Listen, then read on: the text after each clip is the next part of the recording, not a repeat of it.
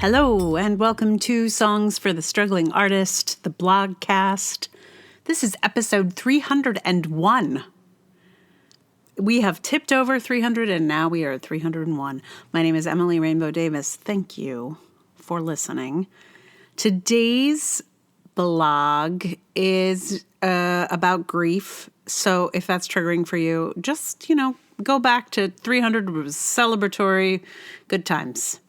And there's many other things in the feed, if this one is not for you. I'm going to read it to you. It is called Predicting the Grief Weather. A few days after my brother was killed, I was scheduled to give a Feldenkrais lesson to a new client. We'd been planning it for months, and I hadn't had work in ages, so it seemed reasonable to keep the appointment. I figured it would be good to have something to do, as I was mostly just walking around crying. Despite my best efforts, it did not go well.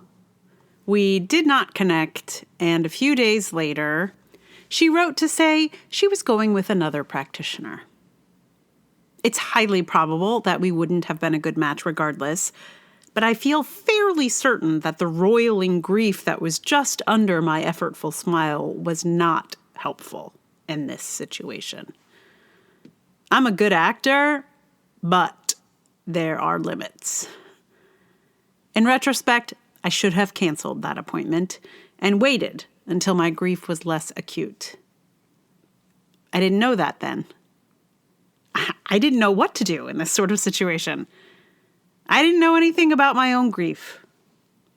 I still don't. I feel like if I've heard anything about grief over the years, it's that everyone grieves in their own way. That it is a highly individual experience that each person navigates differently. That grief is variable. What I wasn't prepared for is how variable it would be in my own experience, within myself. How unknown. I feel like I know myself pretty well. I find myself fairly predictable. I usually know when I'm going to hit a rough patch. I know I will hit a low after an artistic high. I am a pretty good meteorologist for my own emotional weather pattern. Usually. With grief in the mix, there are a whole lot more sudden squalls than I would have expected. I try to plan for things, but then I realize I do not have sufficient experience for them. I started thinking about this because my brother's birthday was approaching. I figured I should plan for it to be hard, but I did not know how it would be hard. Then a regular client of mine, one who I have helped go from hunched and contorted to upright and smiling, wanted to see me. I offered her many dates, including Will's birthday, and she chose it. I thought, like I thought before, it would be good to be busy, good to help someone. Then I wondered if I'd made a mistake again. The thing is, though, I can't know. No one can know. Will it be better to be busy or to take some contemplative time? It's different for everyone, and it's different for me. Like last time, it was a bad idea. But maybe this time is a good idea. Or maybe ideas are neither good nor bad right now. In other contexts, I would always choose contemplation. If there's a question of how to take care of myself, I opt for quiet reflection. That's how we ended up with all these blogs, folks. I'm a contemplator. I'm a considerer. But there's really nothing to chew over with this. It's just sad. That's it. It's sad on his birthday, and it's sad when it's not his birthday. Some days I don't really think about it, and then some days hit me like a ton of bricks. Will my brother's birthday be a ton of bricks? Could be. But so could a Tuesday. It's just impossible to know for sure. On Thanksgiving, a friend checked in via text because holidays are hard. I thought, are they? I can't even remember the last Thanksgiving I spent with Will. And then I thought, and now I never will again. And indeed, the holiday was hard, though not in the way I expected. By the time I get this typed up and posted, his birthday will have passed. He will not have turned 30 the way he should have, had his life not been cut short by a drunk motorcyclist. I will know then what my emotional weather will have been that day, and whether it will have been a mistake to see my client. But truly, it is already raining. I'm not really worried about whatever storm is coming, because it's already been here. Right, so his birthday was the middle of March. It is now the end of April, and I mean, there's not much to report. It was good. It wasn't a mistake, I guess. If you're waiting for the whether it was a mistake or not news, it was not. It was good. Sometimes it really does help people. If you're doing something that actually makes a difference, and especially in the physical realm, Feldenkrais is a somatic practice. So it's very concrete. It's very how can I help this woman walk better kind of situation, or not have so much pain, in her neck or whatever it is. So sometimes just that concreteness when you're facing down something hard can be very good. I suspect that the first one, meeting a stranger, that I feel like that was really that was the mistake. I probably could have had a session with this woman that I saw on Will's birthday, and it would have been fine. But I don't know. Or maybe it wouldn't have, because I know her, and I probably wouldn't have been able to keep it together. Who knows? That's the thing. You don't know. That's what this is all about. You don't know. You don't know. You just don't know. It's very hard to make decisions around the grief weather. Anyway, I was trying to think, oh my gosh, what song is about weather? And I was like, surely I have already done Weather with You. There's not a chance that has not already appeared in the vast archives of my now 300 episodes of this podcast. And turns out I haven't done Weather with You. It's a Crowded House song from one of my favorite albums of theirs, Woodface. And I've never done it. I was shocked to discover and very excited to get to learn. I have a funny story about this song also. So it came out, this album, I think, right before I went to college, or somewhere in that vicinity. And so in one of my first theater classes in college, our teacher asked us to bring in lyrics to a song to perform for, it wasn't really an acting class. I think it was called Ensemble. But we were meant to, recite basically song lyrics as if they were a monologue. And I brought in this song, Weather With You. And it did not go well, which was a big shock for me because I was used to being very successful in the theatrical realm. So it was a little bit of a wake-up call.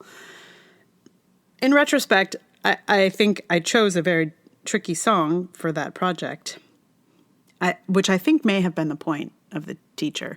But also, I don't know. Now it would have been such a great opportunity. If someone brought this song to me as an acting teacher, I'd be like, great. What a good time, because it is not clear what's going on here. That means you have to figure it out, actor. Anyway, you'll hear the lyrics, but they don't make a ton of sense. It's kind of a series of images that don't necessarily tell a logical story. Anyway, for many years, the song, I think I felt a small sense of shame around it. But now that I've gotten to learn to play it, oh my gosh, it's so fun to play. It took me a really long time to kind of work out the rhythm and to be able to play it and sing it at the same time. I really thought I wasn't going to get there. I had plans to just play the guitar and then sing, over it later. But I did not have to do that because, I spent a few weeks learning this thing. And it was super fun. I feel like often when I get to work on a crowded house song, I discover some kind of new chord or new rhythm, or they speak directly to me in some kind of way. I don't know. Anyway, I'm going to play for you Weather with You in just a minute. Meanwhile, thank you so much for listening. If you like the podcast, please tell someone about it. Share it on the social media. Like, subscribe, do all the things. Write a review. That's a good one. Especially on Apple.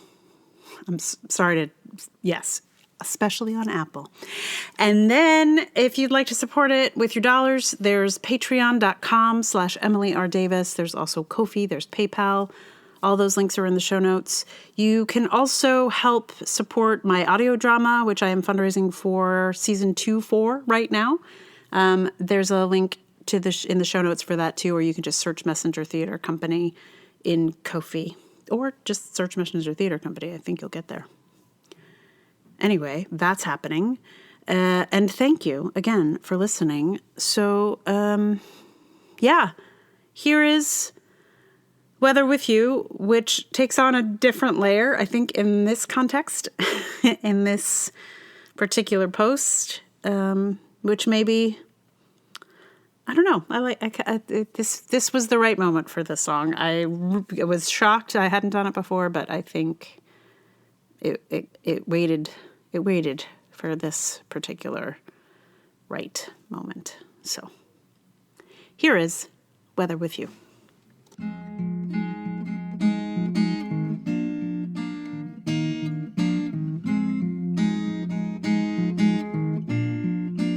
Walking round the room, singing stormy weather at 57 Mount Pleasant Street. Well, it's the same room, but everything's different. You can fight the sleep, but not the dream.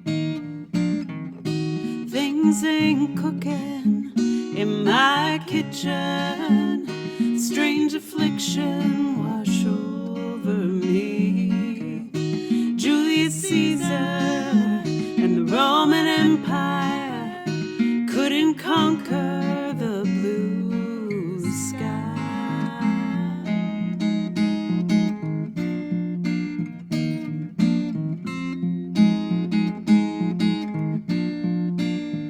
Well, there's a small boat made of china. It's going nowhere on the mantelpiece.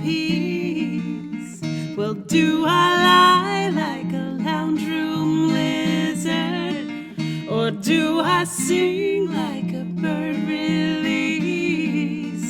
Everywhere you go, always take the weather with you. Everywhere you go, always take the weather.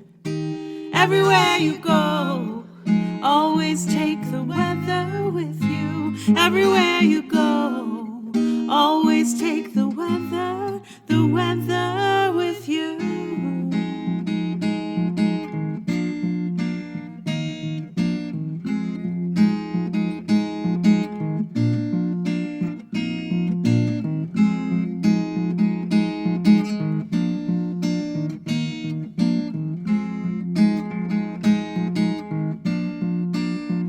Everywhere you go, always take the weather with you.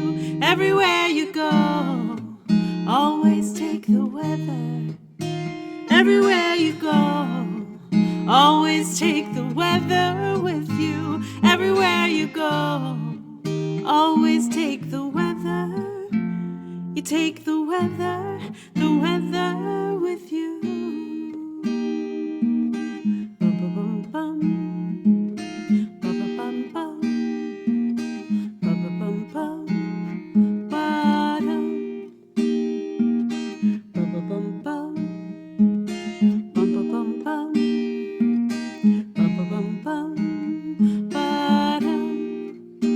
Everywhere you go, always take the weather with you. Everywhere you go, you always take the weather. Everywhere you go, always take the weather with you. Everywhere you go, always take the weather. You take the weather.